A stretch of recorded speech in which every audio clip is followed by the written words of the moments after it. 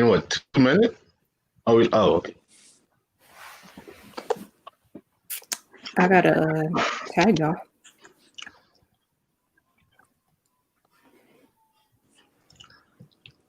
David, it's just Facebook. You don't gotta like fix your beard. You could tag us in the video. I mean, I am. It would. One sec. Is he having technical difficulties? Because who'd you know? Yeah, I was gonna tell him like. Yeah, he's on that quicker wireless. Lynn, your hair looks so nice. Oh. thank you, Bishop. Jamel, is your thing? Ricky Wall, like, and we need to sit with our. You see this? Can you fix the tag so I can share this? Can I have a second to figure it out? Saint's not about to act right today. I already feel it. Y'all need to go on mute. Okay.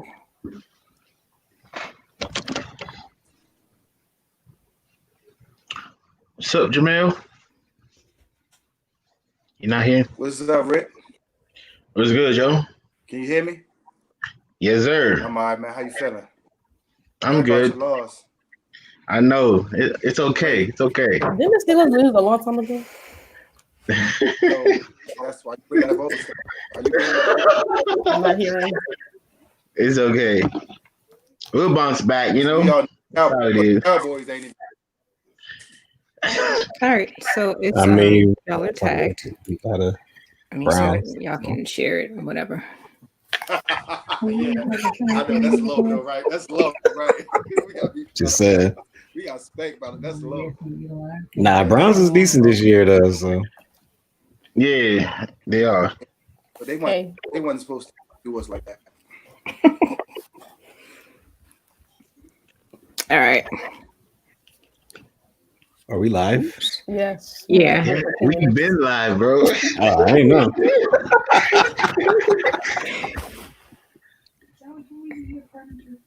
Hi, Michelle. So how are y'all doing? Because I mean, we ain't seen each other since last year, 2020. Like, well, some of y'all I ain't seen until like 2019. But yeah, so I wanted to, you know, it's always us four girls, so you know, we wanted to add a couple fellows to give, you know, to just not have all females all the time, but to get, you know, a male's perspective on some things. So the topic today was kind of talking about purity for the mind, body, and the soul. So that was the topic today. And, you know, we are, of course, going through the quarantine and all of this stuff. So, you know, I'm sure it's been hard for a lot of the youth and all of that to, you know, maybe deal with certain things. So hold on.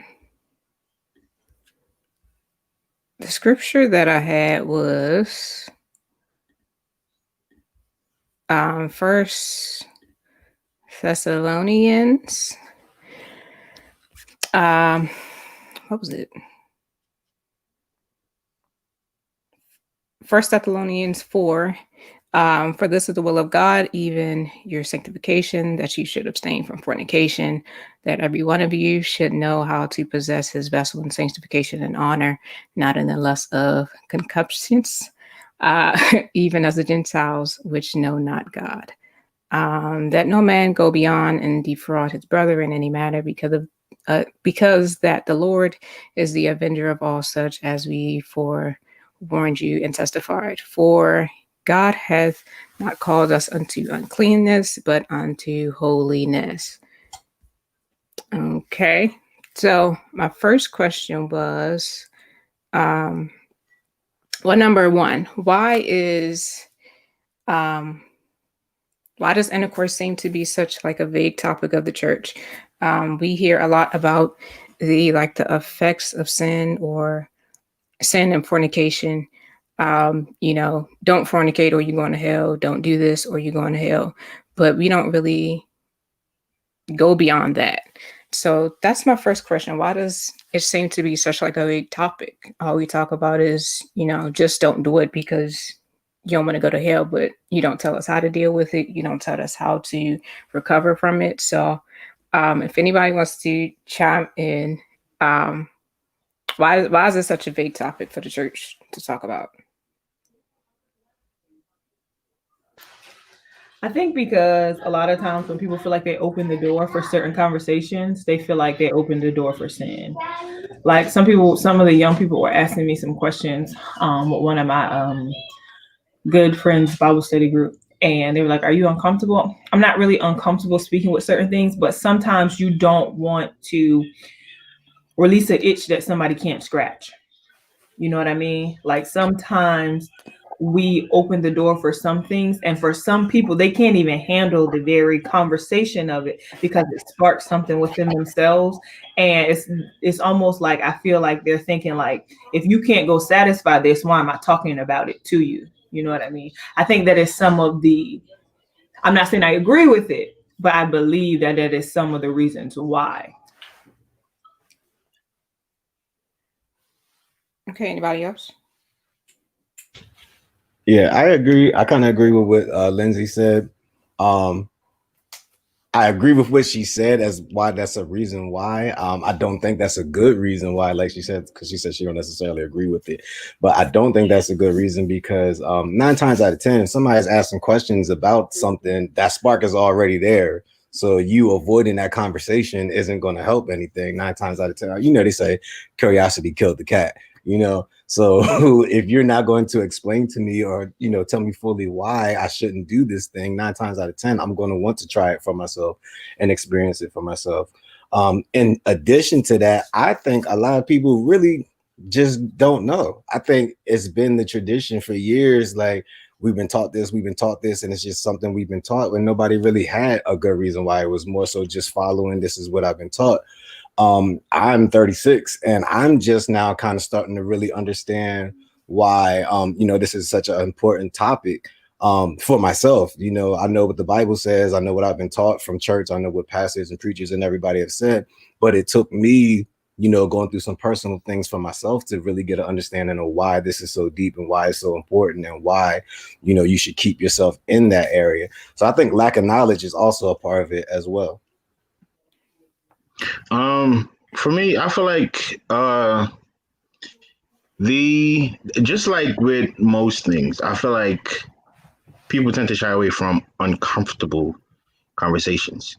And I mean, just like in whether it's relationships or friendships or whatever, the uncomfortable conversations are normally hard to have. However, there are most times the conversations that you need to get you to where you need to go.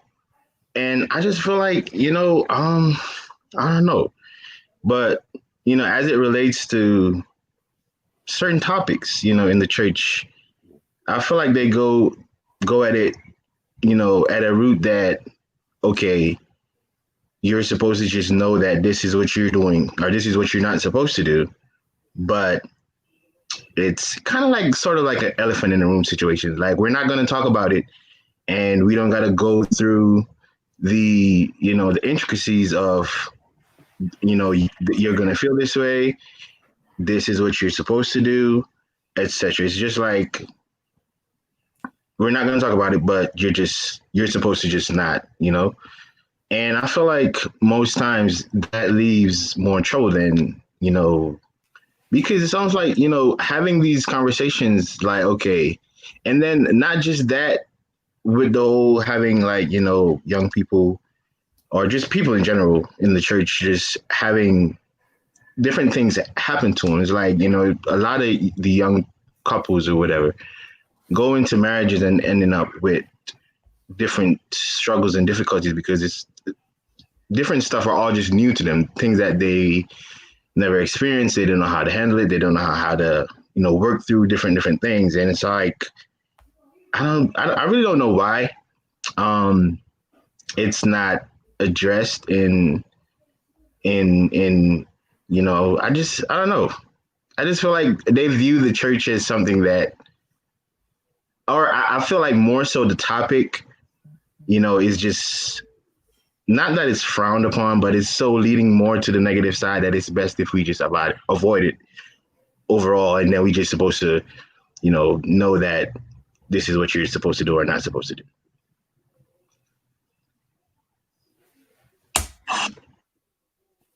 Anybody else? If I could speak on that topic about why it's not being, talked about as basically in a broad state. We're taught not to do it, and it's like the consequences of it, sin. But at the end of the day, I think that it's not talked about because a lot of people don't know how. They just don't know. In a generation that we're in, and as we have come up in, it's not many people that's going to be like head on with it. It's a lot of times they tiptoe around it, and they try to just say, "Oh, don't do it," and not knowing that, truth be told, people are already there. And when you talking about don't do it, and I can speak for myself because Lord knows. I'm coming from a place where, in a world where that was something that conversation, I never had that conversation. I never had on not to do it, and not even just not to do it, but the effects of my soul aspect of the sin aspect of it. Because when you're doing it, you don't really see what you're doing. And when you have a church that's saying just don't do it, and you're already there, you're like, well, I don't see why not. I'm enjoying what I'm doing because it's good to my flesh. And I can't speak on why they don't speak. I know my pastor, he says a lot of stuff, straight cut, clean and dry. But for myself, I still did what I did, and I'm paying the price for it, and I paid the price. And that's just what it is. A lot of times people don't want to take it head on. They want to, like you say, tiptoe around it, or they don't want to just fully dive into it, because there's a lot of people out there that's in the midst of it and don't know how to get away from it. Don't know how to even deal with the fact that this is them, and they hide behind it. And in the place where you hear the word preach, don't do it, go to hell. But I think it's a little bit more that has to be said, other than just don't do it. Right. Anybody else before I ask this? I just add before you move on. I feel like kind of like going back based of what Jamel and David said. The fact that they deal mainly with just saying, all right, just don't do certain things, or just don't certain things you're not supposed to do. Okay, cool. I mean, sometimes I don't know, because like a lot of people, I mean, not everybody had the opportunity of growing up in the church from wherever, whatever. So like people are coming in, new converts and stuff. They were used to just living a certain lifestyle. And I don't know if they still have classes on these new converts to be like, okay, these are things that you're probably not supposed to do, and why. And also not just that, but like for people that, as Jamel said, are already there. Like, you keep saying, okay, don't do this. But okay, I feel like they should also address the fact that, okay, if you're already doing this, this is how we move forward. This is how you try not to get here. But it's just, vague, mainly. And I just don't know why. Really. I mean, yeah. Go ahead. And really quick. Oh, sorry. I'm sorry. I think it's a generational thing too. I was on my VAC Bible study, and we were talking about it. And my former pastor, he always said that this generation is the hardest generation for him to pastor, and it's the hardest generation for him to pastor is because we ask why. The generation before us, they did what they were told to do. Like there was Like they almost look at it like a sin when you like, well, why we got to do this? Like, because back in the day, I'm sure y'all heard it before, when they did stuff, when they told people to do stuff, they just did it. And I think that it became a generational thing that you don't ask these questions, like don't ask, don't tell in the military. Like, you know what I mean? Like stuff happening and people going, things are happening behind those closed doors, but it's that don't ask, don't tell mentality. And I believe that a lot of times our generational or our not even worldly principles, our daily precepts creep into the church protocol, if that makes sense. Like a lot of things that we do all the time creep into the church. Not saying that it's necessarily right, but I believe it became a generational thing. Like everybody, well, all y'all Black, but some of us are Jamaican, which is different cultures. But you know how they say, what goes on in this house stays in this house. And I just believe it's like, if foolishness is going on in this house, somebody need to say something so somebody can get healed. And I think that's like in the church now. We grew up not saying or asking certain questions, and I believe that it carried over into the church. Can I? All right. So it's funny that you said it because that's kind of what I wanted to bring up. But that's not something that just started with our generation, to be honest. And honestly, I think that's part of the problem. Like, and that's why I feel like there's a whole generation missing from the church, is because a lot of people just had that mentality without the explanation why. And a lot of people got fed up with that. And that's why a lot of people left the church, because this doesn't even just apply to this topic. It applies to a lot of topics where people will want to understand or have an understanding of why, you know, we're taught this, or why we do this and why we do that. And when the answer is just because I said so, Mom. When the answer is just because I say so, that's what started to create that distance. And that didn't just start with us. And that's why a lot of when you see a lot of people our age and a little bit older, they're not in the church anymore because they didn't want to accept that. And I don't think that's a worldly principle, because Paul, he applauded the Bereans because of the fact that after he preached, they went and researched everything that he taught, because they didn't want to just take it for face value. They wanted to understand what it was he was preaching and teaching. So I don't think wanting to know why is a bad thing. Like I said, it's very helpful, and I hope that Ayana has some more questions, because I really want to get deeper into specifically this topic. But it's very important to be able to explain to somebody why, you know, you shouldn't do this, or why, you know, we're taught not to do this, other than just the fact because I said so, because that there's no substance to that. You know, it's not gonna do anything. Yeah. So my next question was, Well, hold on. which is what? Oh, go ahead. Well, maybe I should just wait for your next question, because I was just going to say that I agree with what was said earlier. I think sometimes we don't. I think sometimes we might not know the answers or to how to tell people why. But I think one thing to keep in mind is that not to keep in mind, but one thing that would be helpful, and I don't know if we'll bring this up later on, is that a lot of people don't like telling their stories. Because to me, an answer for why is that, well, a lot of times, well, God is in every. We should use God as our example. I've said to multiple people that the Bible really has an answer for everything. It really does. Even the basics. It talks about childbirth for a woman, you know, stuff like that.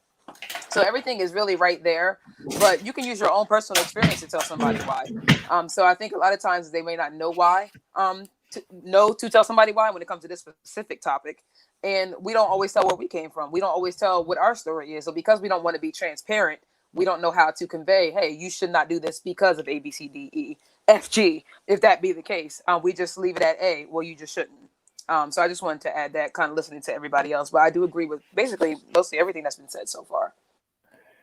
Yeah, so I didn't have another question, but rather another comment, because this is why we pretty much brought, you know, the three guys in, because that's three different perspectives. You know, David with being married, with kids now, and, you know, Ricky with being single, and Jamel with coming from, you know, I guess the world, and then now coming into, you know, like the church and all of that type of stuff. So I kind of wanted to, I guess, maybe get Jamel's perspective on, like, how was that transition for him coming into the church, and being told, you know, what you could and couldn't do, as far as, you know, things that you were used to doing, and now you're being told you can't do it no more. So how did you adjust? And, you know, for David, like, how are you able to, I guess, raise your kids now to kind of, I guess upbring them or bring them into, the knowledge of, or maybe thing that you weren't taught. And Jamel, with your son as well, like what's y'all transition like? And Lizzie, your girls will eventually one day.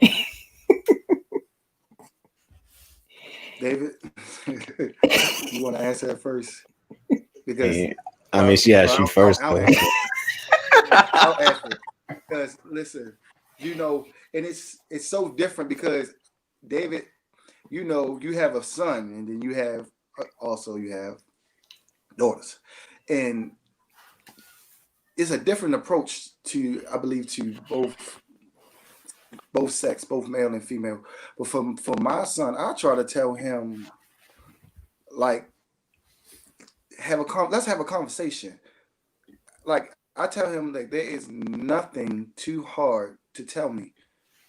I try to keep that gateway about everything, about peer pressure, about sports, about sex, and I tell him, and I know I was told to me, like, Marlon's just a child, and I shouldn't be talking to him like he's an adult. But this day and age, and this generation, they understand so quick, and everything is at their fingertips to the point where you don't have to talk to them about them. By the time you talk to them about that, they already seen it via social media, and even in schools, the women or the younger girls are dressing so grown nowadays, and it's going on in school. So when it comes down to that topic, I try to have a conversation with him as real as he gonna hear it out there in the streets. And he always used to think that I'm so hard on him, and I said, listen, I am hard on you, but the streets in the world will be much harder. So if I can come to him straight, and also dealing it from a biblical standpoint, and from a point where he can see the benefit of doing it right. And also, but I blame myself for things, because the biggest way I can show him is through how I live and how I handle this situation. If I've handled it wrong, but because, like you say, my own battles and those things those conversations that you don't want to have with people, because it's your own thing you're dealing with, and especially coming from where I came from, and it's not hard. Trust me. It's not really hard. I won't sit here and say it's hard to, keep yourself or do anything like that, because it's really not, especially when you're trusting in God. You have to totally be surrendered to the will of God. And me as a man, I try to, I messed up in times where I try to take things into my hand, and I always said this, my biggest mistake is courting. I courted wrong. I dated wrong, and I didn't. And the thing is, I didn't date. I dated with a desire to go forward, and still I did it wrong, because once you get to know someone, you begin to gain an interest in that person. Feelings do come, and you have to be able to not create that space of opportunity to allow yourself to fall into temptation, and also be strong enough to not give into the will of sex, because it's going to be there.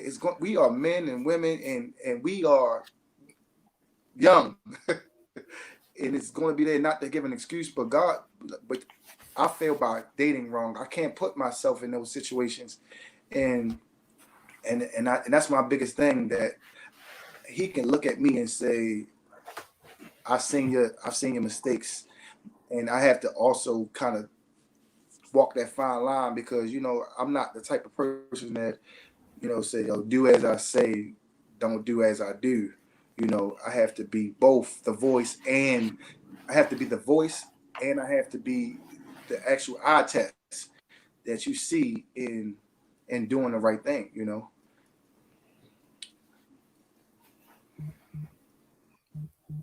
David? So for me, it's kind of a little bit like what Arbonne said. For me, it's about honesty, and it's about being transparent. And y'all know me. Y'all know I don't have a problem being transparent. I don't have a problem, talking about my past, what I've been through. And so it's the same thing when it comes to my kids. I've had conversations with them about it, and I kept it real with them, and I told them the things that I wish I would have been told about it. I'm not saying it's always easy. Yeah, sometimes it gets a little uncomfortable because it's like you don't know if they're ready for that or not. But then, like Jamel was saying, you can't take for granted what they don't already know. Like, we live in such a totally different world where like everything is just so available. It's like, who would you rather they get this knowledge from? Would you rather they get it from you or from the church, or would you rather they get it from somebody in the world that don't have their best interests in mind? You know what I mean? Which is another reason why this topic shouldn't be tiptoed around in the church. The church is the best place to have this kind of conversation, but like you said, you just have to go a little bit deeper. So when I've talked to, like my oldest two about it, I've told them, yes, I didn't wait until I was married, and I wish I would have waited, and I'll give them the reasons why. And I talk to them about what soul ties are, and what it's like being married and stuff like that. Like, it's so much more than just the physical act. It's more than just saying, oh, don't have sex before marriage because it's a sin. Like, it's a lot deeper than that, and there are reasons for that. And so I jump into those conversations, and I've given those detailed explanations as to why. And like I said, maybe everybody don't have that knowledge why. Maybe a lot of people was just told that, and so they just stuck with it. But it definitely does go deeper than just that. That's just the surface. So for me, like I said, it was just being honest, being transparent, having those moments with them, talking to them about that, and explaining to them, the importance of why you should wait until you're married, because it's so much deeper than just it's a sin. Like, it's way deeper than that. Right. So my next question is, is there a difference between purity and virginity?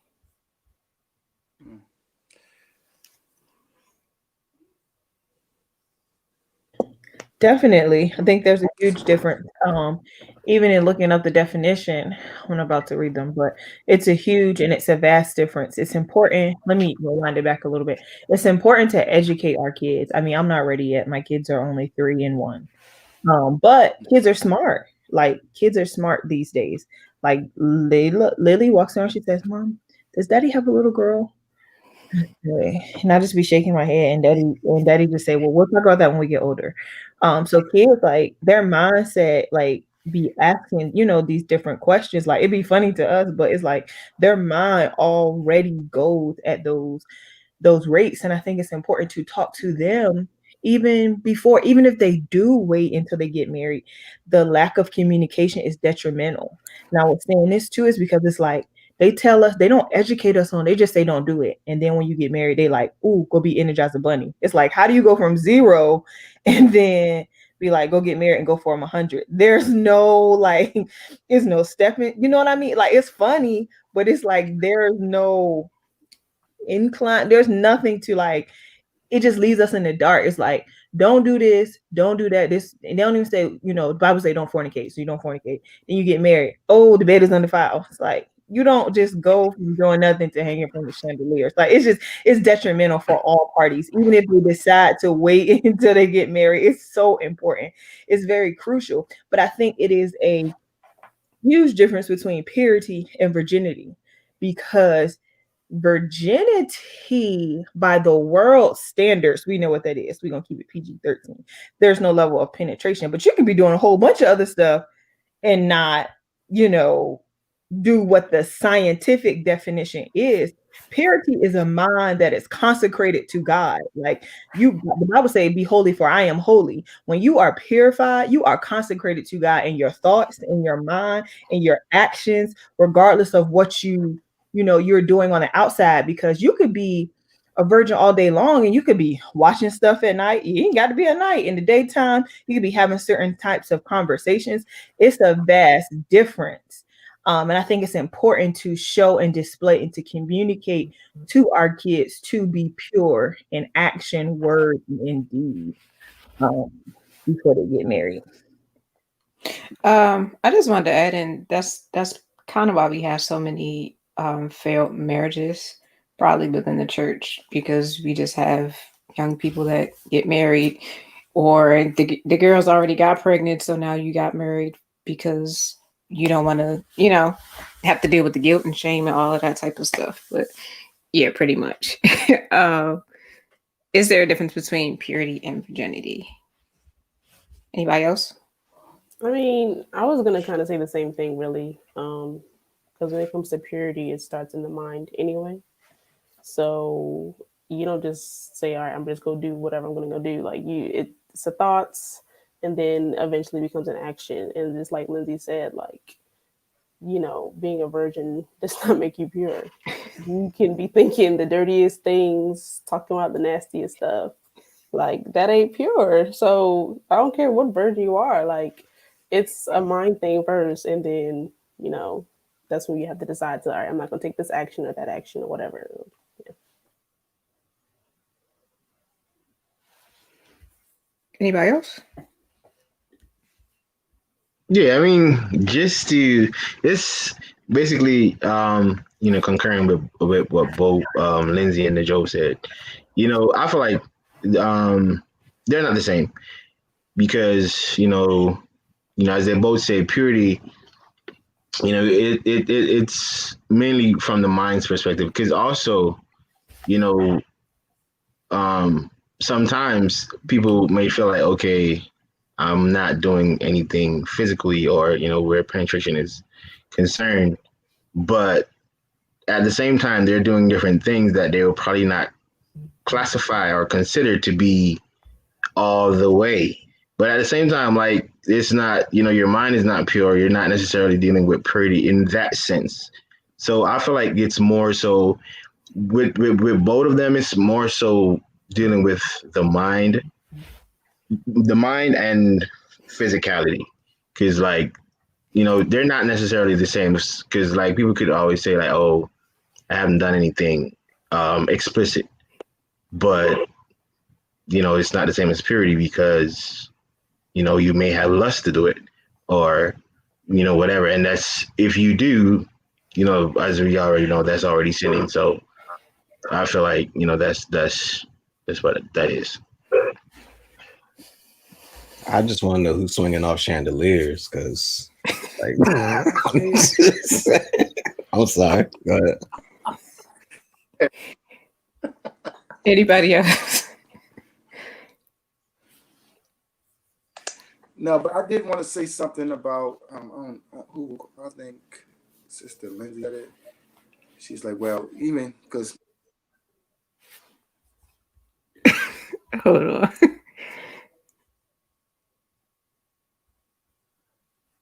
All right. Anybody else while we getting him back? I don't really have anything to say on that, but I will say that he's coming back, so let's let him go.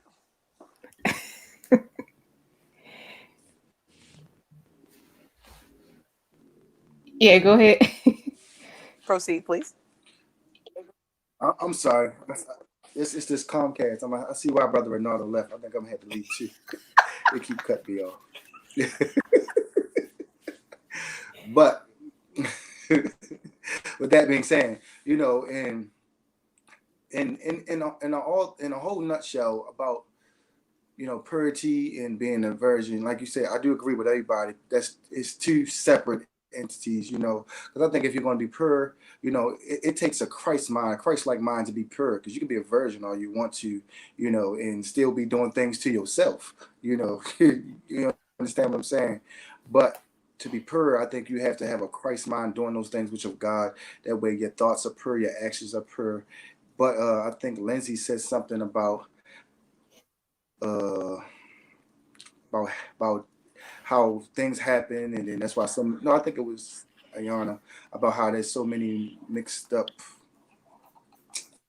marriages and out here stuff. that's been broken up because of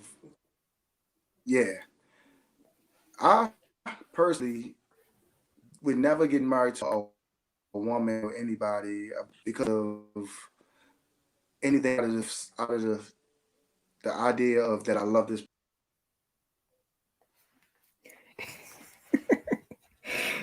You gotta move it in a different spot, Jamet. Yeah, when he comes back, tell him he needs to maybe relocate. Oh, what did you have to say? Because it don't seem like. Yeah, go ahead. Okay, I was just going to say that I think Move at a it. different spot. Okay. Go ahead. It may be your location. It may be, but my route is right there. I can look at it. But what were you saying? I don't want to start talking and then cut off. I don't want to start talking and then cut off again. But like I was saying, I don't know how many people know. I think Brother David know. But to the point where I've sinned and now I have a child on the way, and it's ugly. Situation was a bit ugly for a while. It was, but do praying and do fasting, and it's the stuff that people don't like you said, people don't tell other people about, because it happened in between, and then you have a child out of wedlock, and then things happen, and it's like, Got to get Verizon. Go ahead, Albany. Okay, Comcast is not that bad. No, but yeah, Comcast too. Okay, it's not that good. That's right, Lens. Okay, but what I was just gonna say, and mine is not that long, is that one thing I will say about both of them, if I will, purity and virginity, is that we know the world standards. I guess more so for virginity, like Lindsay was saying. But should I? Go ahead. Purity in itself. I think that the church should definitely. I don't like to keep putting things on the church. Okay, he went. Go ahead. Go ahead. Did you want to finish up, or because I don't know? No, I'm not. Well, I wanted to know what he was about to say though about. Okay. You said you would never marry. Like I really wanted to know. What you was about to say. You did say that. You said like, you would never marry for something or something like that. Yeah, that's what I really want to know. But no, being in my situation. All right, Brother Dave, I got you. Is it possible, like maybe somebody, I don't know if I have his phone. Can somebody text him and tell him just to do it from his phone? And he's doing it from his phone. Get off the Wi-Fi though, like turn his Wi-Fi off and just use his service. Oh, okay. Yeah. And he used all his minutes up. Oh Lord. Not the minutes. Jamel, just get off the Wi-Fi. I ain't gonna blame this on the day. Get off the Wi-Fi and just use your phone, your service. I'm on my iPad. So just tell us the gist of what you were saying. So you say you would never marry somebody for something, and you've learned your lesson, or you've went through a terrible situation, and now something. No, it's just saying that, a lot of times coming up, people was forced to be married because of the situation that they had caused on themselves, and that, I think that only puts themselves in an even worse situation. I agree, because there was intimacy there. There was intimacy there, but that doesn't mean that you're supposed to be with them. And I know, as you know, we try to make the best out of the situation. But I can, even though I have a child. Woo, we're gonna pray for him. I get what he's saying though. Yeah, I do too. Saying that just because you make a mistake, and I have said this to people, you do not have to marry them. Marriage doesn't solve it. Huh? Marriage doesn't solve it. And we think that now I've seen somebody, let me put a pin in it for somebody to be up here and be like, she said, some people have done it wrong, got married, and then been married for 30 years. Not saying it doesn't work. I'm just saying we have to be wise in doing that, because a lot of times we do that, and then that's why the marriage fails, because you only got married for that one reason. And it's like, I mean, like, it don't make sense. It's like, I'm gonna build a house right here because somebody gave me this land. But if this land is sinking, like the houses they be building in California, when that earthquake comes, the house is still gonna go down the hill. Like, so it's like, I get what he's saying 100%. By saying like, you don't have to marry somebody just because you have had an I ain't even gonna say accident, because you have fallen into sin with them. Like, I agree that there was bad Wi-Fi guy. I agree that there was a level, I think he was trying to say there was a level of love, like growing there, like a little bit of like or love, but you didn't allow it to see if the seed really took root, the seeds that you were planting, because you just went ahead and got married. But go ahead.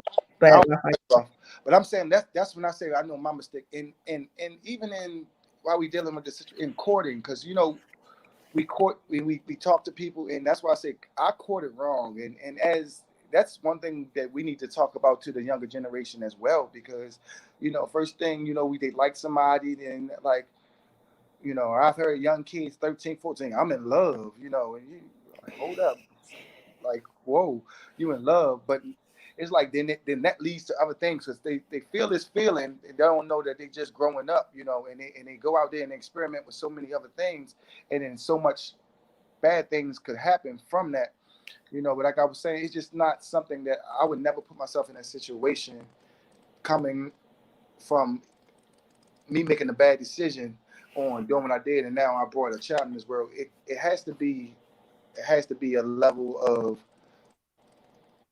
you know, love and understanding, and the fact that I want to spend the rest of my life with this person. And can I add before Arbonne? I know Arbonne was trying to say what she had to say, but and I really agree with everything Lindsay and Janelle just said.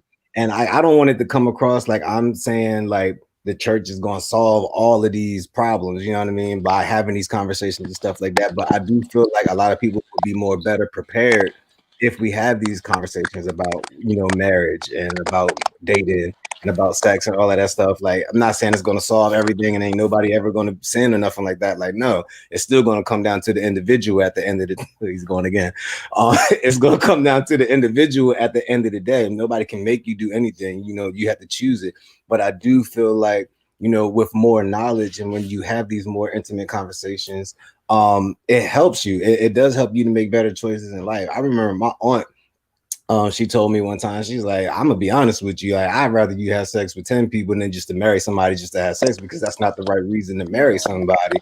And sugar. But I understand what she was saying now, because like that's not a reason to just marry somebody just to have sex. You know what I mean? Because you're taking on a lot more than what you was just doing. You know what I mean? So again, I'm not saying like that's the answer to the world's problems, but I do feel like people would be better prepared or have a better understanding, and it can help you to make a better choice in life than, you know, just these vague conversations that we have about it. Abene. Well, now I feel like I kind of got more to say, but the only thing, what I was going to say is that the church, I mean, what was I going to say? We just need to let people know. Oh Lord! Like I was saying before, and kind of David just said it. I don't like putting what I was going to say. I don't like putting everything on the church, because everything is not the church's responsibility. But there are people that grew up in church that do not have examples, that do not know specific things. So to me, that's when the church comes in. But there are examples for people to follow. It's up to you as that human being to follow that example, because you can be told everything from A to Z and still go off into the numbers, and you left the whole alphabet, and now you're in the special characters. So it really is not solely on the church, but the church could be doing a lot of things to help in these situations. And I was going to say, as far as for like the purity and the virginity and all that type of stuff, it really is important and vital for us to teach how important these things are. When it comes to marriage, when it comes to courting, dating, whatever words you want to use, I do think that it's very important that we teach these things to the generations that are coming up, even to our generation, to let them know what things are, because a lot of pieces are missing. I have never been married myself. I do not have children, but I don't think that makes me a novice to situations. And I think a lot of times things are missing because of the things that you all have just said. It's like if you were to, there's a situation that happens and somebody is pregnant, it's like, oh, you have to marry her. No. At least, and that's me. Because like you just said earlier, that doesn't fix the situation if there's a complicated situation that there is. But it's like sometimes we do that to kind of almost put a blanket over what's happened, and the sin is still there. If the sin is there, it doesn't cover it up. So I think that a lot of times we just have to kind of start teaching and breaking things down, saying, well, this is why you should not. This is what you should do instead. If you're having a situation, pray about the situation.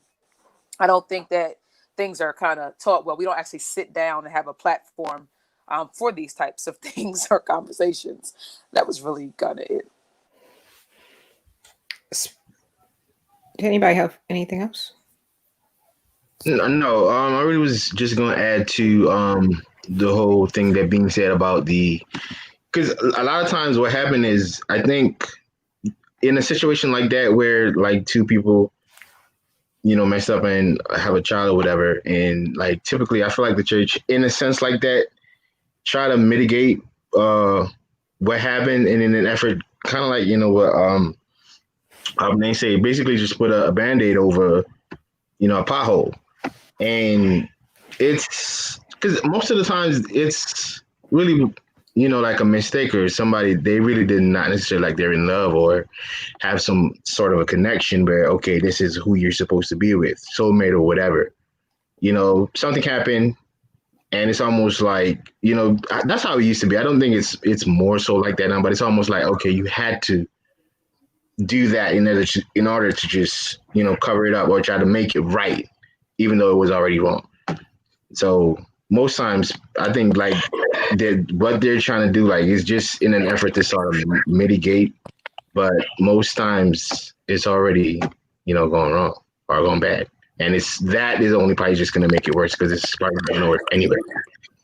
But Anybody else before I get to the next question?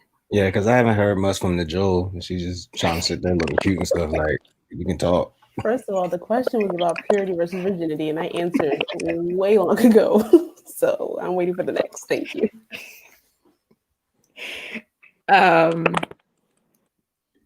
So Abane was just speaking about a platform. We don't have a platform for our youth to go to deal with any of these situations. And like I always say, like back in the days, at Rehoboth, like we had purity classes and stuff like that for the youth. The boys had the boys club and the girls had purity class. And it was that our opportunity, to just get out, things that we may be going through, or just learning about different things, how to stay pure, how to abstain, from temptation and different things like that. And again, we don't have those platforms anymore.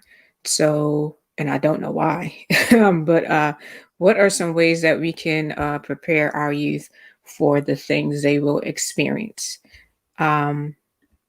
As we just said, with social media now, it's so much peer pressure on them to, do certain things. Like we were talking about last week, is someone, peer pressure to, get a car and you can't afford it, peer pressure to have the best outfit and you can't afford it. Social media has just created, those things for us. And again, like we can't even, our youth can't even scroll down Instagram or scroll down Facebook or a website without seeing something, without seeing nudity or without seeing homosexuality or something, on the internet. And it's nothing that we can control. It's nothing y'all can control, those of y'all that are a parent. So what are some ways that we can prepare our youth for the things that they will experience or are experiencing right now? Well, I think that one thing that we can start doing is having conversations with them. One thing I always say is that the Lord allowed me to have children. I want to be able to talk to my child like I'm their friend, but them to know the difference. I'm not your friend. I'm your parent, but I want you to have that comfortability to be able to tell me anything. So I think that one thing you can do is talk to them, find out what they're thinking, find out what they're doing, find out what their questions are. I do think, and this is just me, I don't have kids. Anybody who has kids can correct me, but I do think this generation, the generations behind us, they are a little loose. And what I mean by that is they have kind of too much access to too many things. They're young and then they have like Facebooks at the age of 7. No. When I was that age, I didn't have that. And I'm not saying that it's not a different generation, because it is, but that doesn't mean that everything has to change because of a different generation. If you can scroll down on specific platforms and you can see nudity, there's no reason why a 7-year-old child should have that same freedom as you do. I'm not saying they can't have fun, but watch what they're doing. They have better phones than me, and they like 10. Oh, I got the new X Max and all that. I'm like, what? Why do you have that? And there's no restriction there. So I think keeping an eye on them, checking in on them. If you know that they have freedom, see what they're doing. Hey, what you doing? How's your day been? What you been up to? What you been doing? Having conversation, having accountability, keeping them accountable for the things that they do. Talk to them, like I said, be transparent with certain situations. If you don't want to be transparent about everything, let them know, hey, I've been there. I'm going through the same thing, if not there now, just being transparent and just trying to be there and just different things like that, because I feel like that's really needed. A lot of the youth it's a lack of structure. That's what I see.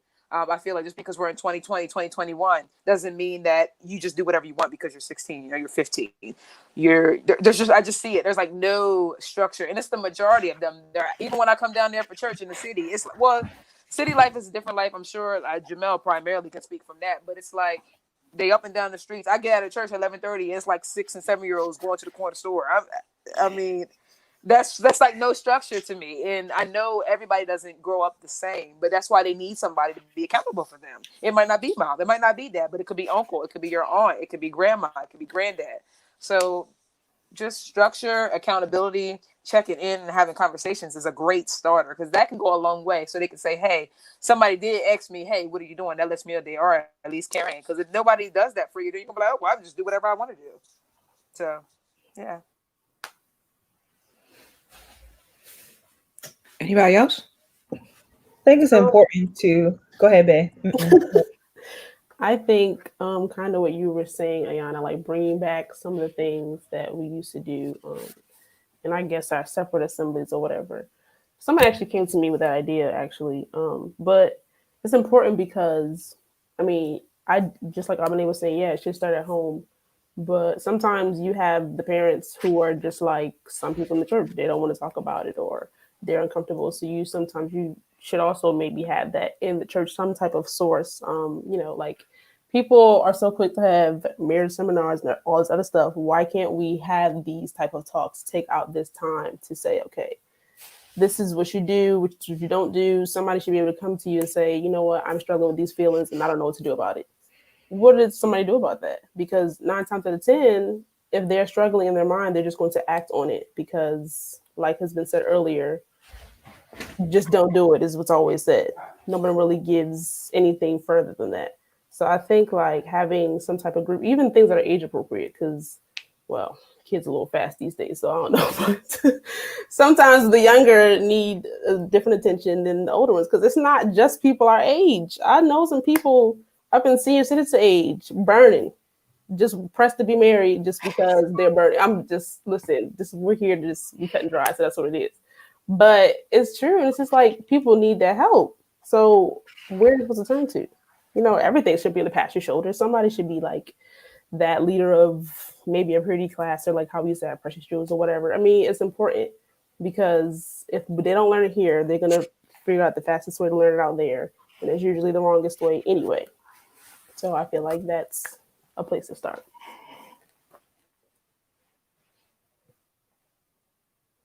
I think it's important to live the life before them as well. Like it's important for representation is important. And it's so crazy because I feel like I just had the same conversation on another Bible study and I feel repetitive, but it wasn't with you guys. But representation matters.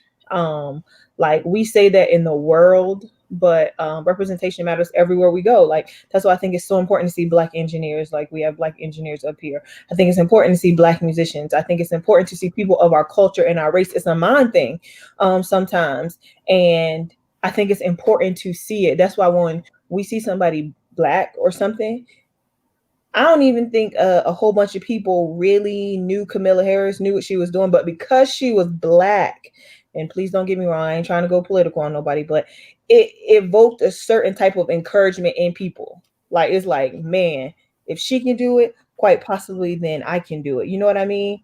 So it's like, it's representation matters. So I think it's critical for us to live the life before them. Like if we telling them you can do it, and everybody in front of them falling, I'm sure they feeling a little bit in their flesh like, well, they telling me everybody can do it, but is it really possible? Is it really, you know what I mean? For one, we must live the life before them because representation matters, regardless whether we believe it or not.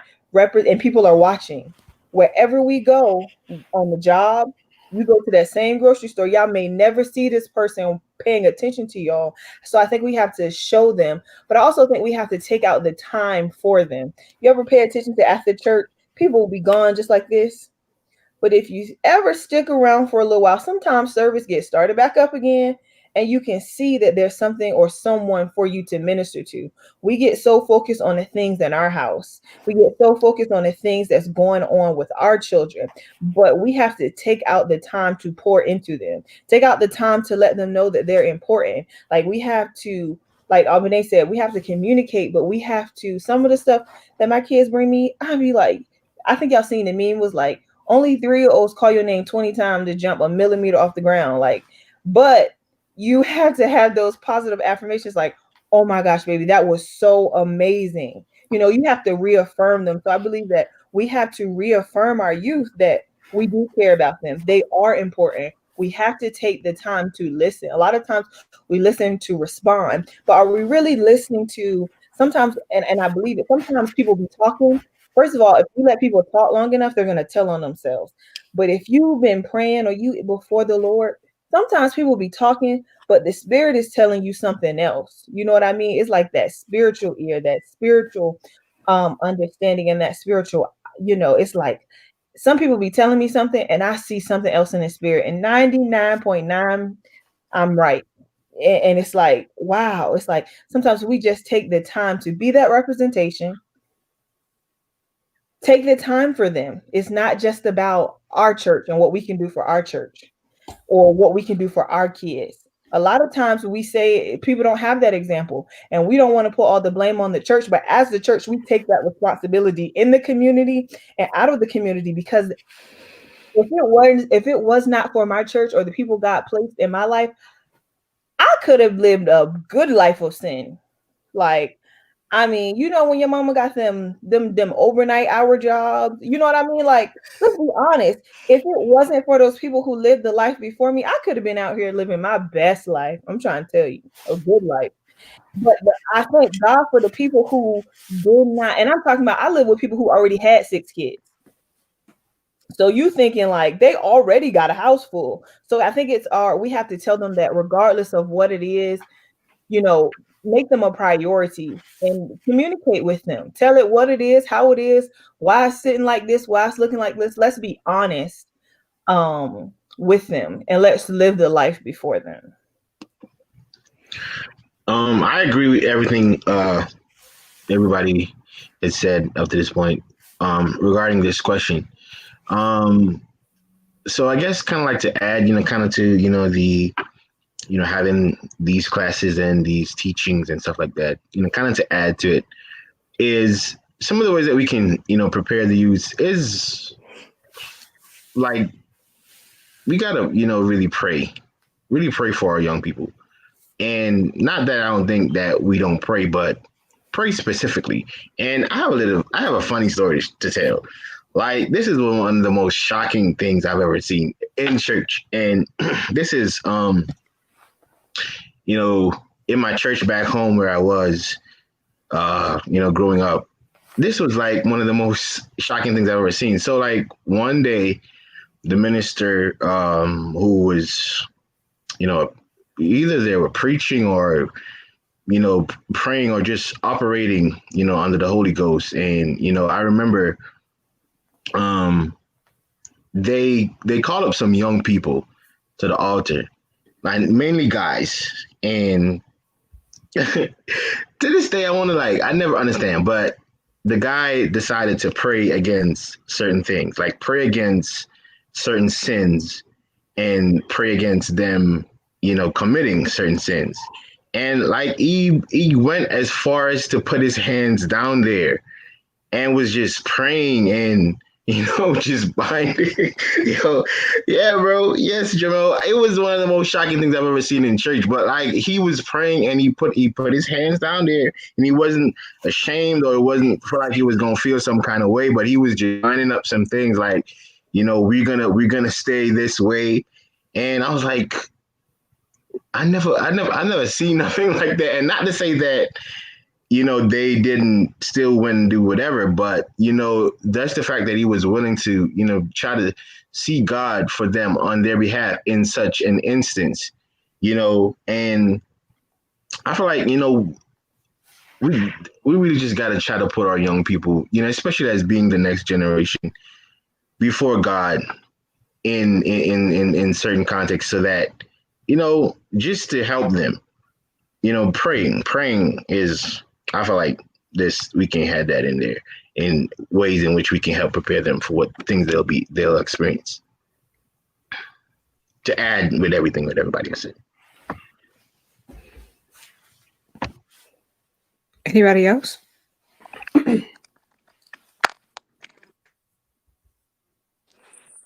If I could say anything, one thing about like when we talking to these youth, and then when we really at that place where we can talk to them, and we have these avenues which they can feel open and to express themselves on and what's going on in their life.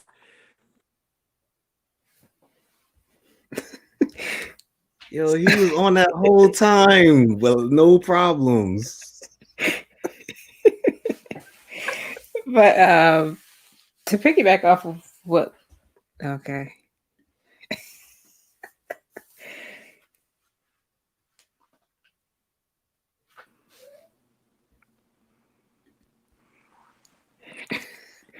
This is embarrassing, right?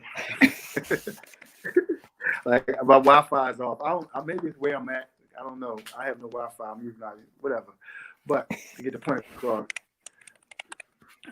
also praying for them and giving them like you said, there's not many programs where we can occupy the children's time, and because you never know in one of those places where, like Lindsay said, being there after church, people are able to, even God dealing with them throughout the service, but they really ain't want to open up in front of everybody. It's those times where you can have that time and like, hey, how you doing? And they open up to you. The church needs to have, not saying that they don't have, but there needs to be more opportunities where they can be there and feel at a comfortable place where, they might be right there with that one sister or that older brother that, like you said, that they might been looking at you from afar, but, and watching you, and you might be of a help to them in some type of way to express, like, look, I've been going through this and I'm going through that. And we can also, when they do tell us stuff, cheer them up. Don't beat them up. Help them, uplift them with scriptures and prayer, and also checking up on them, and not letting it be I see you in the next service. A lot of times people don't have that outlet. I remember when I was coming up, I don't know if they still have them, they had a bigger brother program. And then even in my school, coming up in the middle school in the city, I was in one of these programs. And even though I was a troublemaker, it helped me. It kept me out of some other trouble that I probably could have got into, and that's what the church needs, those outlets for the children and the youth, even us as adults, because, we as adults, we eat with the Holy Ghost and all of that. Church we can be in. Even Paul says, things I wanted to do, I did do. Things I didn't want to do, I find myself doing, we have to, like I said, totally be dependent on God for our deliverance, because it's going to be times where the flesh wants to do what the flesh wants to do, but just having that outlet and putting ourselves in places where we can have that connection with one another, on a spiritual, that outlet of talking, because the pastor ain't always going to be there to talk to. Some of our pastors, they've worked. Some of our pastors have agendas where they're not always accessible or to reach to. And I think that having that space and that opportunity to reach out to someone that may have been, well, I've been seeing you, I'm proud of you, and then like I talk to other brothers. I talk to Minister Telly. That's a good brother, my good friend. We talk all the time. And I talk to him about him because he never, even though he's a pastor now, God bless him in his journey, we've always had an outlet of, just straight up conversation, real. And with a couple of brothers, David, Ronaldo, we've always had that outlet. But, I think we need more of that, because a lot of times the church is saying, don't.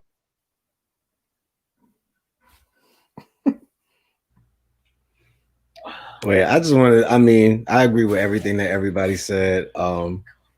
I definitely like making time and just having those different outlets. Like, I know for me personally, I can remember like the most intimate and honest moments I've had, especially like during youth congress and stuff like that. It wasn't during the service, and we've had some really, really good services, like some beautiful services, but they were mainly at the socials when we talked about real stuff, and we got to know each other in a more intimate way. And I remember my favorite one so far was in Ohio. And like it was like some real stuff that had got out in Ohio, and I felt like I bonded with some people that I never thought I would bond with before. Like even after the social, we were in the hallways talking to each other and consoling each other and stuff like that. So like that just kind of goes to show how important those moments and those opportunities are. You know what I mean? And it just goes back to that transparency, like Albany was saying earlier. I guess being willing to tell your struggles or also tell your testimonies. And just piggybacking off what Lindsay was saying earlier in regards to, having someone to, give those good affirmations or to, to be that good example, which some of the youth do not have, especially in the world. A lot of them don't have parents. A lot of them don't have, any good examples, around them. So because of that, all they have is the view or the outlook of what they see on social media, what they see in the streets. Anybody else have anything else?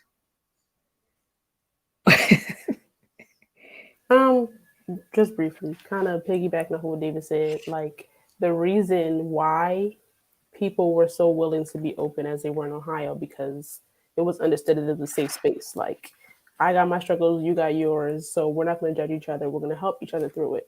And I think that's one of the biggest problems in church. It's not always a safe space. Like, you tell Sister Susie something, and by the time the week is over, the whole church knows.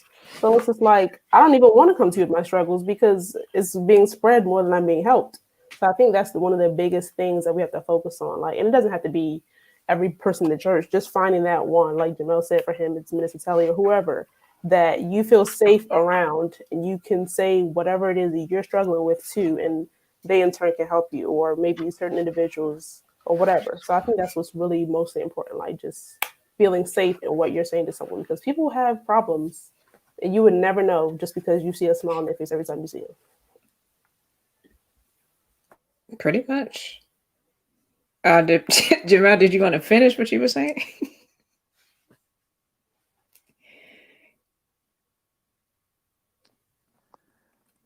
I want to take the chance. Okay. All right. No, All right.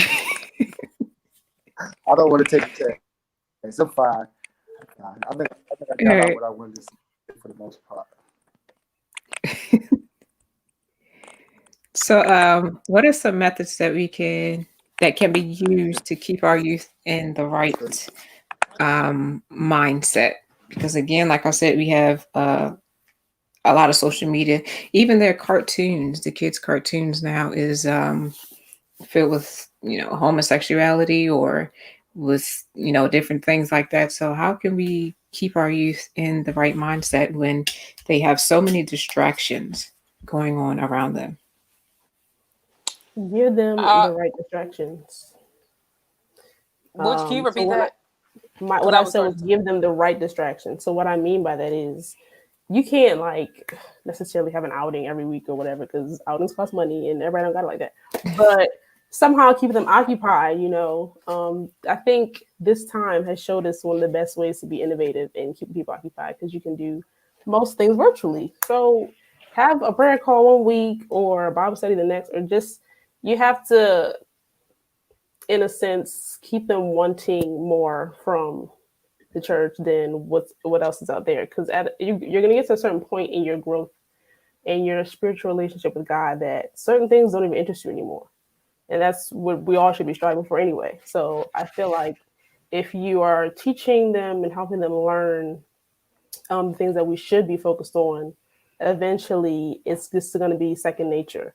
It's not going to be like, you better read your scripture. It's just like, well, I woke up and I read such and such today, and this is what I got from it. So, I mean, it's not an overnight thing. It's going to take some time.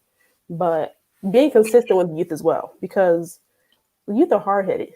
So you're going to spend maybe a year or so trying to pull a certain person this way and they steady tugging the other way.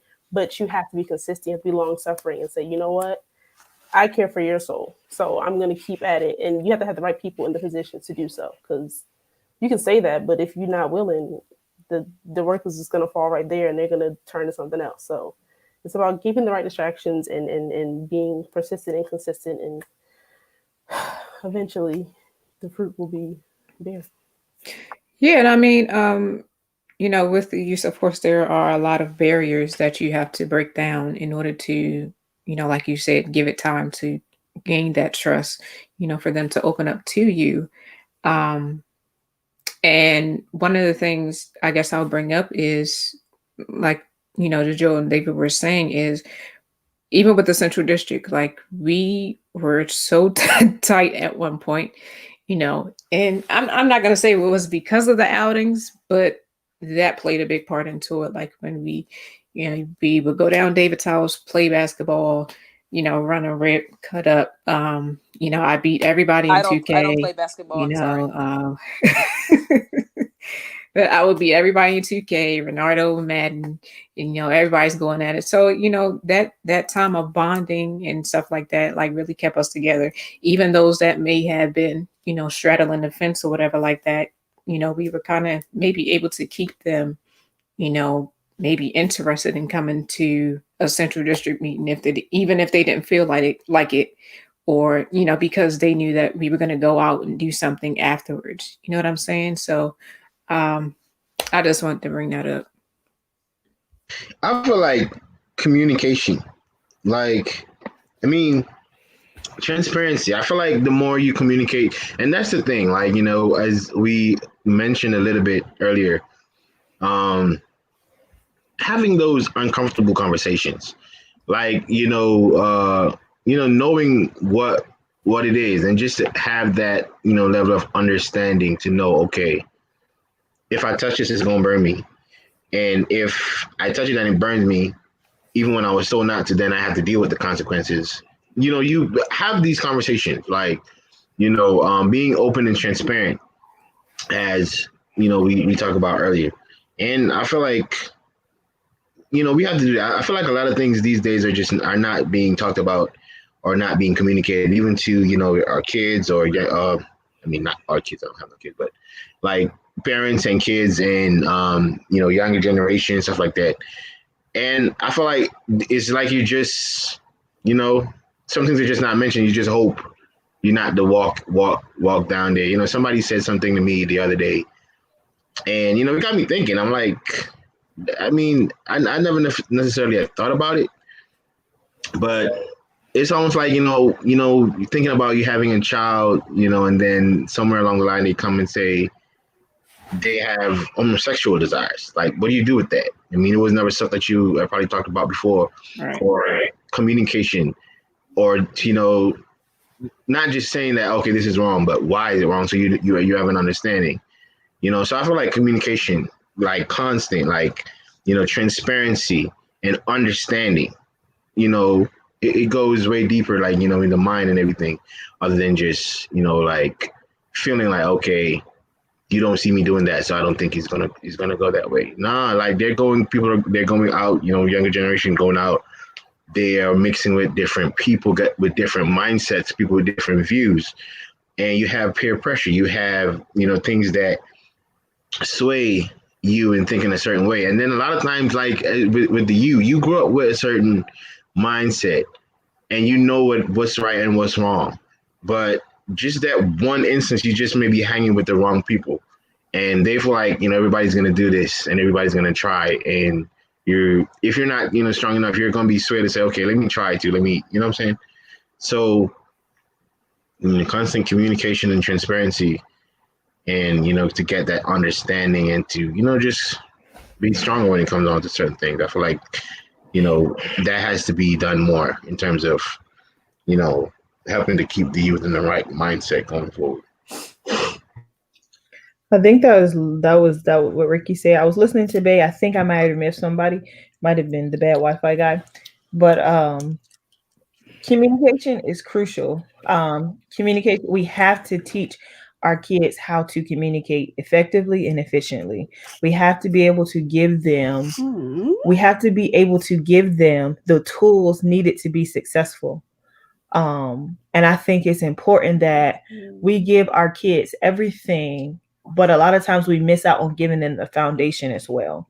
Like we have to give our kids the foundation of God to keep them in the right mindset. Because I don't care how many degrees you pursue. You don't even have to get no degree. So you drop out, you a stock trader, you just get rich and you get famous and you do different things like that. And if you don't have a mind, if your mind is not right, we see it all the time, and all these people who got all the money in the world, and then they be on the OD'd on the bathroom floor, or they got caught up with the wrong things and out with the wrong people. So I think it's important and it's critical to give them a foundation, and a foundation. But by that I mean like living a consecrated life. Like, we tell them a lot of things are important. Like we say, go to school, it's important. Get your education, it's important. But why is it when we go to Bible study on Wednesday, we let them stay home, watch TV, but we going to get what we need from Bible study? So I think it's important to give them a foundation of what it really means to be consecrated to God and for God. And I don't know if I'm being deep, but you have to. I lie to you not. Like, all these years I've been fasting, but one of my friends, Tanika, she was like, "Are you fasting?" But fasting means consecrating yourself. Like, it's one thing to abstain from food, but are we really sold out to God? Because what happens is, when the storm comes, and if your anchor is truly not dropped down, that ship is not going to stay where it's supposed to stay. It's going to be tossed and driven. So if you are not anchored in God, it's important to give them that foundation of biblical principles and that foundation of communication. We equip our kids with a lot of different things where we want them to be and we want them to do. And like, we want them to be famous sports players. Not saying famous, but you want your kids to be good at what they do, or musicians and things. And we get them lessons, we get them certain things. But just like we give them certain things for those things, we have to do that much more for biblically. And I think that it's overlooked on the things of God. You know what I mean? Like, I don't think there's, in this day and age, the reverence and the importance on giving to them that spiritual foundation. Because it's like, a lot of times, I think that is important to transparency. But I believe that Ricky and Joel had hit on that transparency piece. Like, I don't want to lie to my kids. I don't want to tell them that I'm so saved and I'm no earthly good. Like, I always been this saved. I want to tell them that, yes, I had struggles. Yes, I did this. Let's come up with a game plan. I get almost that I should say. Let's give them the blueprint on how to be successful. Like, we've done a lot of talking for a very long time. We've done a lot of saying this is what's not being done. But where do we go from here? Providing them with the tools on how to act next. Go downstairs.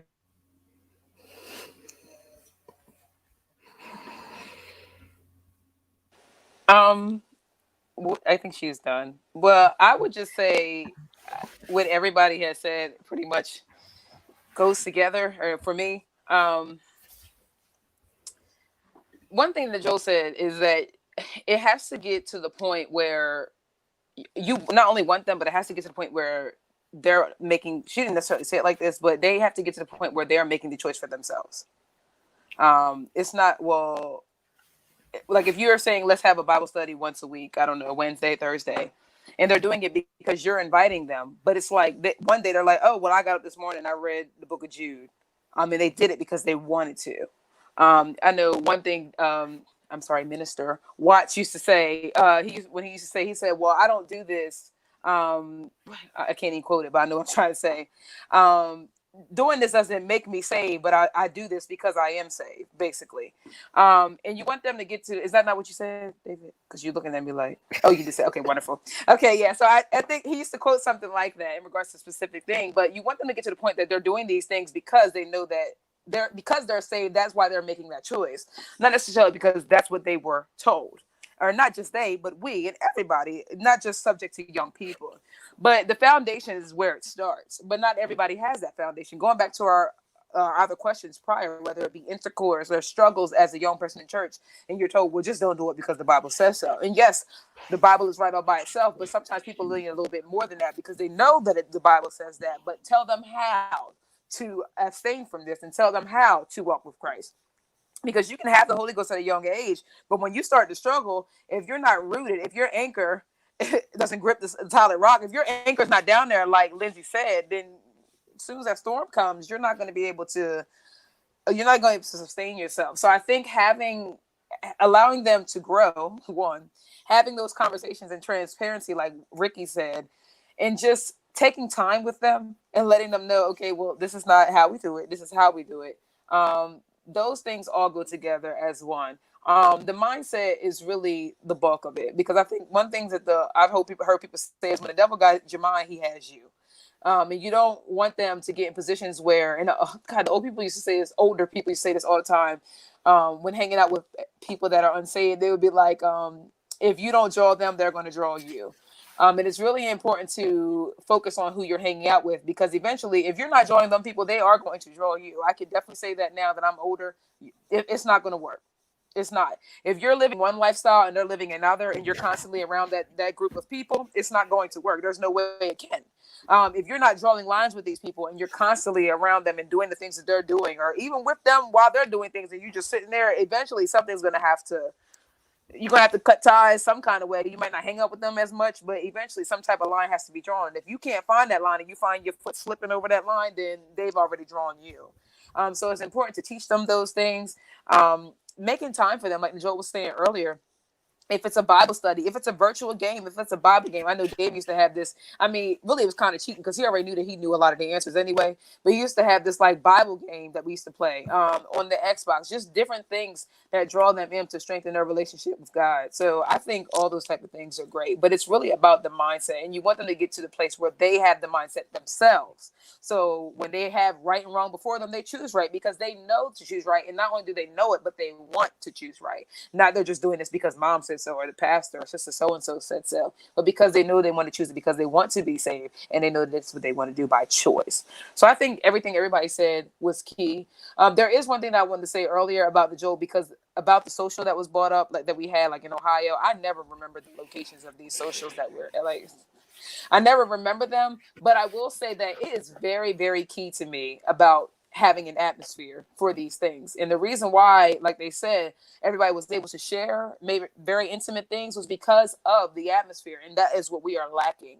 And like she said, she's an example of Sister Susie or whoever it may be. When you tell Sister Susie something, that she might go tell Sister Becky or Sister Sharon or whoever, it really is a problem. And it all goes down to the love, and I think that that's very important. Y'all know I talk about it all the time. We really have to ask God to help us to love how he would, because God wouldn't do those things, so it's all about the atmosphere, and it's all about the love that we have for an individual. So that's what I have to say on that one.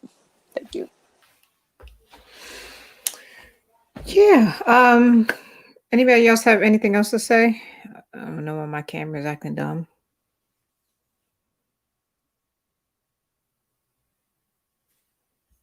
Nothing else? All right. Pretty much what everybody said, is a great synopsis of everything. And I wanted to give this question. What's what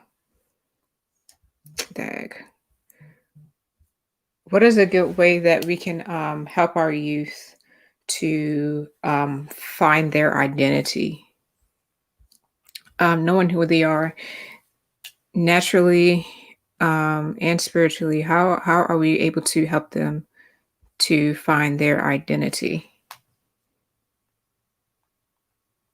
Can you elaborate a little bit more on the question? That's kind of vague to me.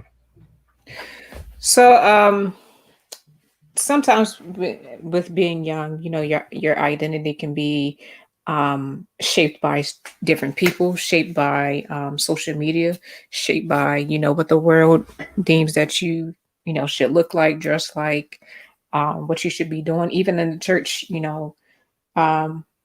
we have an identity of if you are wearing a long skirt, all white, then you pure, you save. I don't know what's going on with my cam. Okay, well, I can help out, and I can just start. Look at David. I think one thing that you can do, I don't know if you can necessarily help them, because it's up to them to find out their identity, but I think you can, like Ricky and like David has said, I guess everybody has kind of said at one point, is like be transparent. If you see them struggling with something or trying to find themselves or in situations, be transparent. If you know you've been through that situation, you can maybe share something with them. I personally feel like you go through different stages in life. I feel like when you're in like 17, 18, 19, those are in the early 20s, to me, you're going to go through different things. You're not going to, and I'm sure some of it, we're kind of the same, but different ages here. So we can probably, one of y'all can tell me if I'm wrong, but you're going to go through different things. And the same person you are when you're 18, you're not going to be that person at 25. And at 25, you're probably not going to be the same person at 30. I mean, yeah, some things will be the same, but you're going to experience things that are going to change you throughout your stages of life. So about helping them find their identity, I don't necessarily know if you can do that.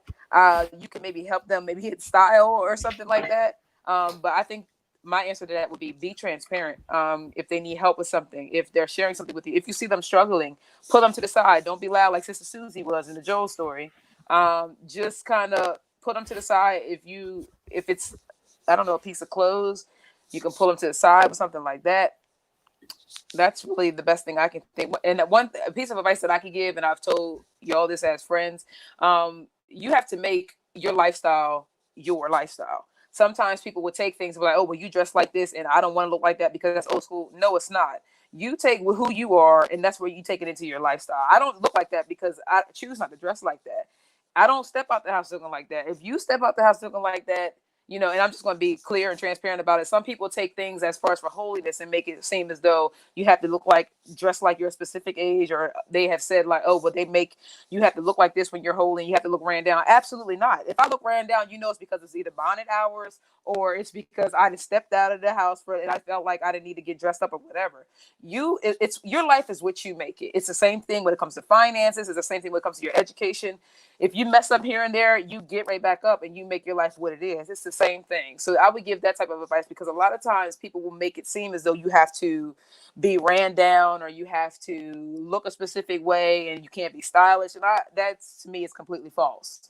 So I did want to say that because I think sometimes, a lot of times they'll make it seem like you can't have an identity if you try to live the life holy or you try to be in holiness when that's not a fact. So I would just say in the end, just be transparent and help out when you can. And maybe you helping out will help them find their identity. Maybe there's a brother that might be like Brother Ricky and he'd be like, you remind me of myself when I was your age. And somebody be like, oh, Ricky, how did you learn to play the organ? Maybe music is a part of who they are and they're just getting into music. He can show them how to play the organ. You know, I don't know. Something like that. When I heard the word identity, I was kind of thinking like your personal thoughts on yourself, like mentally, not necessarily outer appearance. But I still do kind of agree with what you said. Like, I don't think you can necessarily show someone their identity, but I think it kind of goes back to what Lindsay was saying earlier about like affirmations and like kind of that encouragement.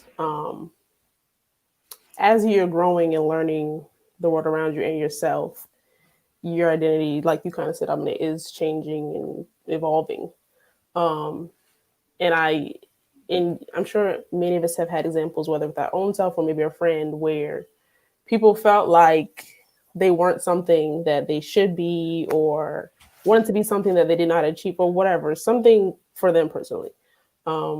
And I just feel like, you know, I think it all happens to the best of us. So everybody on their journey sometimes feels like they're going to fall or they're not going to make it or whatever. And they just need that someone else to be that boost or whatever in who they are trying to become, whoever that may be. I don't know. Because, you know, like I said, as time changes, people change and stuff like that. So I think it's more so just like serving as that encouragement for somebody to make them feel as though what they may be striving to be, they can still achieve, obviously within reason, not nothing crazy. But yeah, that's probably the best thing I have to offer for that. Yeah, I kind of I think the same thing. Like when I hear that question, I think more so like, how can you help somebody to more so be themselves as opposed to following the crowd and following the trends and doing what everybody else is doing. I think of it more that way instead of, you know, personality wise, because I don't think you can really, I mean, you can be there for somebody, you know what I mean? But people got to figure that out for themselves. But as far as how to encourage somebody to, be themselves and, not follow the crowd and all of that stuff, I think, like, Lindsay and Arbanet both have said, well, kind of everybody has said it, about just being the example. Again, being transparent. We done said that like 50 times a day, but being an example and letting people know why, you should be yourself.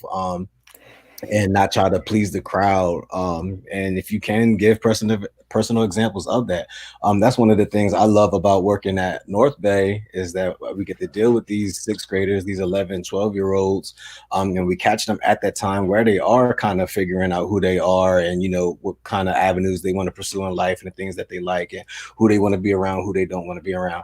And that's one of my favorite topics to talk about is being yourself and not trying to be like everybody else, because that was my problem when I was that age. I wanted to fit in so bad and I wanted to be part of the crowd and I wanted to do what everybody else did because it looked like it was the cool thing to do and, to be popular and all of that stuff.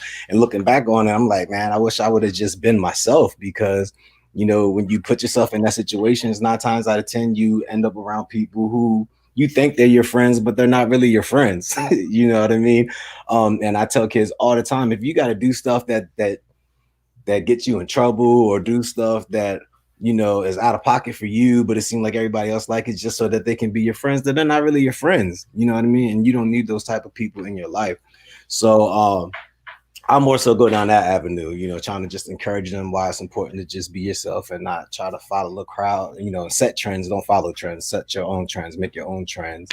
Yeah, I kind of stay down that avenue because like I said, personality wise, like I know objectively our goal is to be like Christ. We should all have that same goal to be like Christ. But God did give us personalities for a reason. There's some people who are really quiet.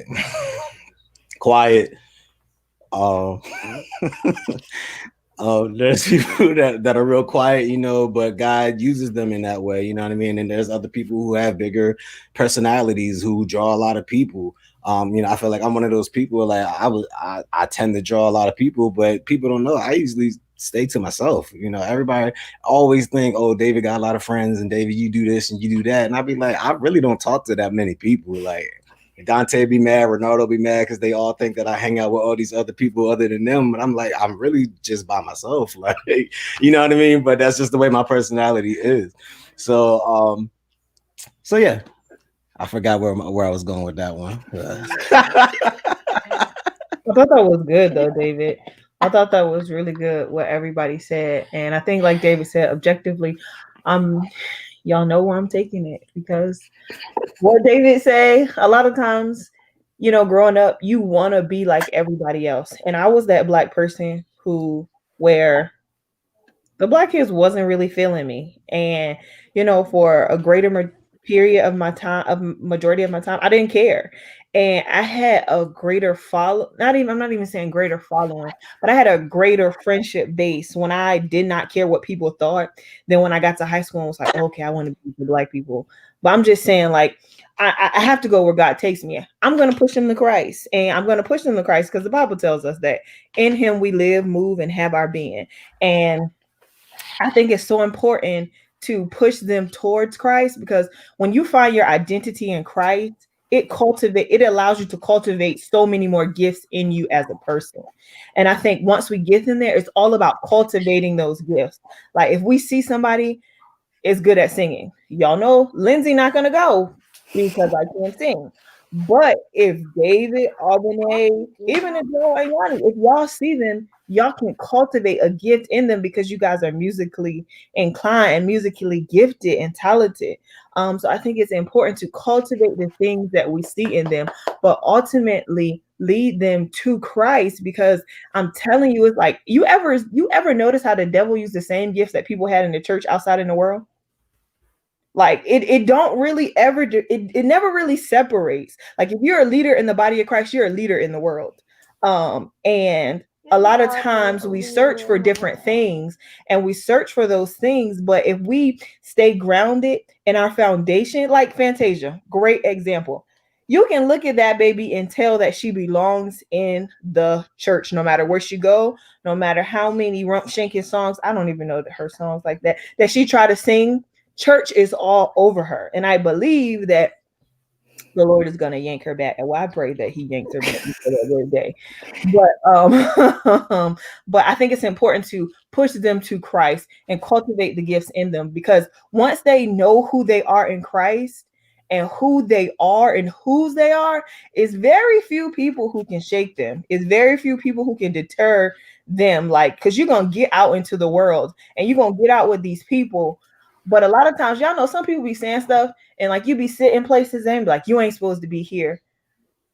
But when you come up in the church, you know, you can say a whole bunch of different things. Like people who be scared to get up and talk, we can get up and talk about potato chips for 15 minutes because they made us go exhort on them annual youth days. So it's just different things. And I believe when we find out whose we are and who we are in Him, it's not too much really the world can really play with and change. It's only when we kind of not settled, and like Albany said, when our anchor is not gripped to that solid rock. I don't know if that's the song.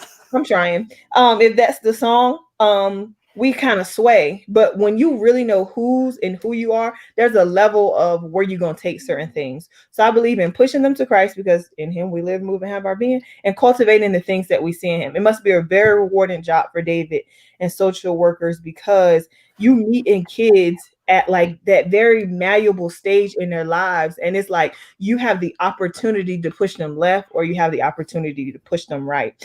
And I think it's important that the gifts that we see in our kids, we cultivate those gifts. And when we cultivate those gifts and give them positive affirmations, like if you ever hear Pastor Blake talk, he always say that Joel always had a bag of books, even when she was a little kid. And he always says that baby gonna be something. And you know what I mean? Like my bae is an engineer. I mean, so is Ricky too, babe. That's my bae. I'm just saying, like, those things, like her parents saw those things and they fed those things. It's like if we could see those things in our kids and feed those things, it will give them a greater foundation that they won't be able to, like, you know, be taught and driven. Can I piggyback on that? Because like that is so important, and it's also important to notice like every gift isn't always going to just immediately like every gift don't have to be about church, you know what I mean? Like we need lawyers, we need doctors, like, but we always want to cultivate preachers and singers and stuff like that, but like we need to, like you said, cultivate those other gifts too. Sports, you know, whatever it is, like therapists, whatever, like we need to push those gifts too, and not just the ones that we think is going to immediately benefit the church, but we need people everywhere in every avenue. You know what I mean? We need politicians. We need saved politicians. We need saved senators. We need saved governors. You know what I mean? We need everywhere, instead of like we just hold people to, oh, you a good usher. You know what I mean? Like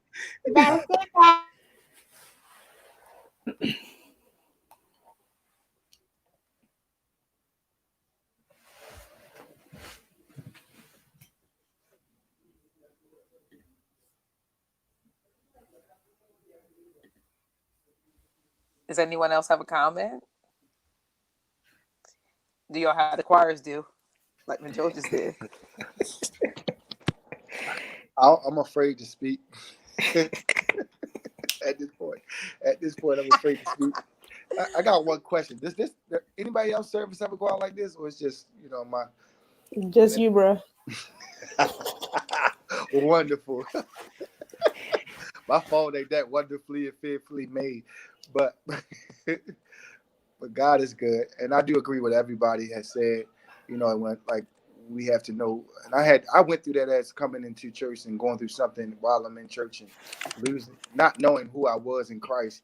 But when you tap into that and you really know trials and situations are going to come in life, but you really have to stay grounded and you really have to stay connected to Christ and also peers.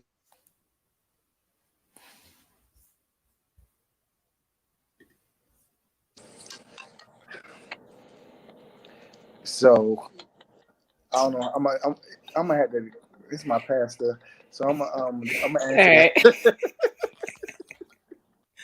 I just seen the comments. I seen Ricky, you put love languages is important. What was that in reference to? Because I really believe that's true. No, because she was speaking about words of affirmations. Those are different forms of love languages. So different people react to different love languages. So, some people for that, they're, words of affirmation. They like when when you encourage them, and, there are different ones. So that's what that really was about. That's good, Ricky, because sometimes, well, words of affirmation is one of my love languages. So a lot of times we try to love people how we receive love, and a lot of times they don't receive it that way. That's why, like Ricky said, it's so important. A lot of times, a lot of people don't want to be educated on things that's not written by the apostolic people, but some things are really good pieces of information. And Gary Chapman on the 5 love languages is so important again, because if you receive love like acts of service and I keep buying you gifts, you're thinking that you don't love me because you're not listening to me. So just like Ricky said, it's so important that we know them that labor among us and know people's love language. And even in our youth, it's important for us to know certain things about certain people, because some people you might be thinking they got an attitude. Truth of the matter is, you don't know what that baby going through or what that baby needs. So it's important for us to show love how they receive love. A lot of time we missing the mark, and that's how we lose a lot of people in the church, is because we loving people how we think they should be loved and not how they need to be loved. I mean, the Yeah, truth of the matter is, that, well, never mind. Well, I was gonna say, are we really loving how we should love? Period. Then we can go to the 5 love languages, because I've done that myself. But just from the root of it, do we really even love like we should? Because if we did, then we could get to that step, if that makes sense. well, I have a comment just to add, so the thing with that is understanding. So it's as Lindsay say, different people react to being loved a certain way. It's almost like, and then sometimes, and then a lot of people don't really realize this when relationships fail, and then you probably feel like, okay, you was doing all this thing, you was doing 100, but you wasn't getting. It's like people have different love languages, okay, and then like you probably somebody probably like to get gifts, and you probably feel like, okay, you can just give them the money and let them go get whatever they want. Sometimes like the person will accept it more if you take the time, pick something out, and bring it to them. Then they say, "Okay, I'm gonna give you the money. You go get what." You know what I'm saying? So like different people react to different love language. That's a big thing in not just relationships, but in you know sociology with different people overall. So it's as Lindsay say. Like this is how we lose a lot of people, because it's just I feel like understanding is a big thing in how you divulge or you give out different how you show love to different people, because you know understanding eliminates certain stuff like overthinking. So like say for instance you're someone that overthinks. If something happens and you misread a situation, you'd be like, all of a sudden you start putting it all together, going way back when it's completely not that. But then when you have a certain level of understanding of that person, you understand, okay, this is why they would say something like that, and I know what they're trying to say, so I don't gotta go, you pick your battles or whatever, and you know how to deal with certain things. But the whole love languages is a huge thing, because it's a lot of times people you feel like they do things and people don't appreciate it.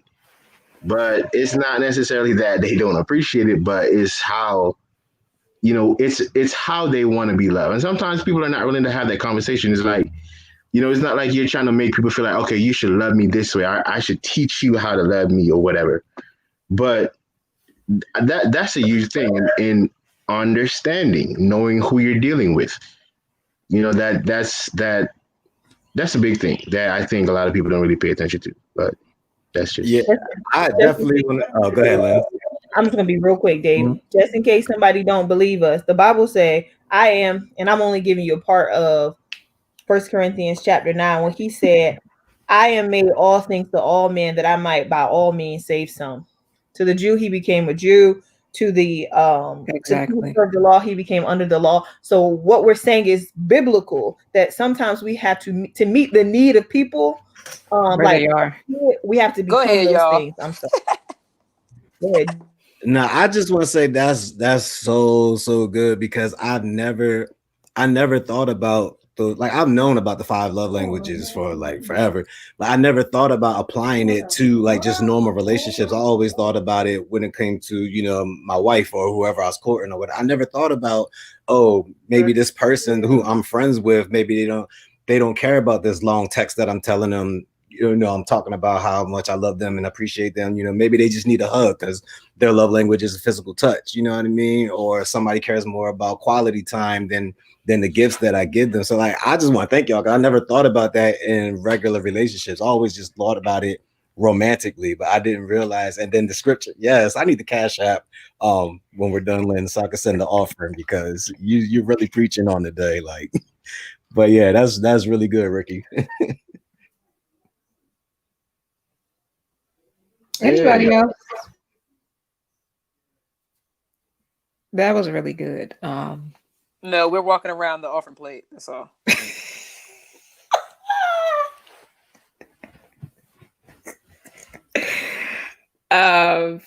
But yes, it's very important to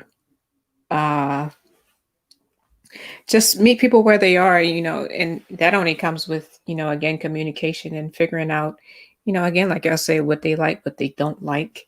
And us 4 girls was just having, you know, this conversation last week, you know, and, you know, we have to know how to approach each individual person. You know, everybody's personality is different. Everybody receives things differently. So we have to know how to, or I guess adjust how we treat, you know, and deal with each individual person. Anybody else have a comment before we head out? Because I'm ready to eat. Well, one more thing before you go, just to basically, just to basically add to that the whole thing. So, all right, this was a question that I asked a few people on my podcast, friends in ministry. Check it out when you get a chance. So Not the plug. Okay, plug. so Name what the so one of the questions. Hey, y'all chill. One of the questions that I asked was like when I speak to like any of my friends that are some form of leader in ministry that probably deals with okay, one specifically. This was thank you for that. Thank you. People that were choir directors. So I asked what so all right, I got an episode that's being dropped in 15 minutes. I asked this guy that, you know, as a choir director, as somebody that's managed choirs, what are some of the challenges that you face in dealing with different personalities and stuff like that? Because, you know, on the choir, you got several different personalities, and you got a choir director that has to figure out, okay, how do I get everybody, you know, to buy into what my goals are, or how do I get everybody to, you know, and it was really great discussion. You can check it out, but it was really like coming to people at different, you know, because as you mentioned, Ayana, everybody have different personalities. The approach that you may take to get across something to one person may not necessarily be the same approach you will get across that will be successful to the next person, because different people receive things in different ways. It's just basically reiterating around the whole love languages thing with people being different. So like, you know, that has a lot to do. Like you got to know your people. You know, you gotta know each and every person that you're dealing with and how they receive things so that you can reach them. And that at the end of the day, whatever you're trying to achieve can be successful and God get the glory. But that's all I'm saying. And we talked about this topic like months ago. About, you know, music ministry when we had Nicole and Maurice and Teresa on, and we talked about this topic as, you know, as far as a choir director, even a minister of music, how do you deal with all of those personalities at once?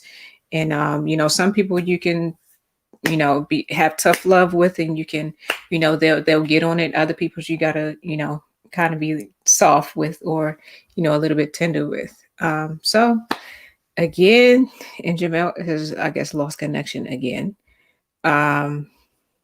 Thank you guys for coming on, David, Ricky, and Mr. Bad Wi-Fi Guy. And